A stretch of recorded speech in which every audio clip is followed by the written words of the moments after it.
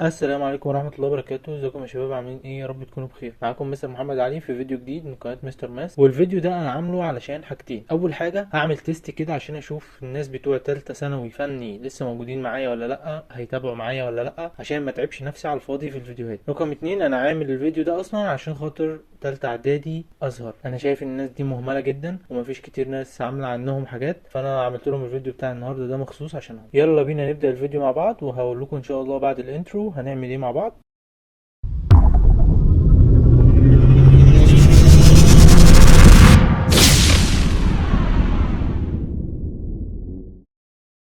ازيكم يا حبايبي؟ عاملين ايه؟ يا رب تكونوا بخير. انا بعد الطلبات الكتير اللي جاتني ولقيت الناس كلها طالبه مني ان انا ابدا اعمل فيديوهات لتالتة ثانوي فني اللي هي صنايع، يعني قلت مفيش مشكله ان شاء الله، وجهزت كل حاجه ومظبط كل حاجه بحيث ان انا خلاص انا هبدا اعمل فيديوهات خلاص. بس عاوز اعمل الفيديو ده تيست عشان خاطر اشوف اتعب في الفيديوهات واعملها هلاقي عدد كبير يعني ياخدها او يتفرج عليها وكده، ولا هتعب على الفاضي وهضيع وقت على الفاضي. فانا قلت اعمل الفيديو ده تيست عشان كده، وقلت ان شاء الله لو الفيديو ده جاب 200 لايك هنزل فيديوهات لتالتة ثانوي فن. ماشي؟ ده ال 200 لايك دول هيعرفوني ان شاء الله ان اذا كان في ناس مستنيه تالتة ثانوي فني ولا هيبقى اي كلام الكلام ده وهضيع وقت على الفاضي. ده اول حاجه. تاني حاجه بقى بالنسبه لطلاب تالتة اعدادي ازهر، زي ما انتم شايفين كده الورق اللي قدامكم ده اللي انا عارضه ده، الورق ده فيه كل الامتحانات بالترتيب بتاع جدول الامتحانات بتاعكم. انتوا طبعا امتحنتوا النهارده الفقه، فانا حاطط امتحانات فقه في الاول اهو، انتوا كده خلصتوه فهو مش هيبقى ليه لازم عندكم. اللي ليه لازم عندكم بقى هو اللي بعد كده ان شاء الله، اللي هي ماده النحو والصرف. هتلاقوا فيه ليها امتحانات كتير قوي في الفايل اللي انا هحطه تحت ده. الفايل ده بقى انا اقدر اضمن لكم ان شاء الله ان الفايل ده لو ذاكرتوه كويس او حليتوا الامتحانات دي كويس هتدخلوا ان شاء الله الماده بتاعتكم تقفلوا وتجيبوا درجه كويسه جدا. انا عارف طبعا ان انتوا محتاجين بس ان انتوا تنجحوا، بس احنا برضو في الازهر طبعا دايما متعودين ان احنا لازم نجيب درجات كويسه علشان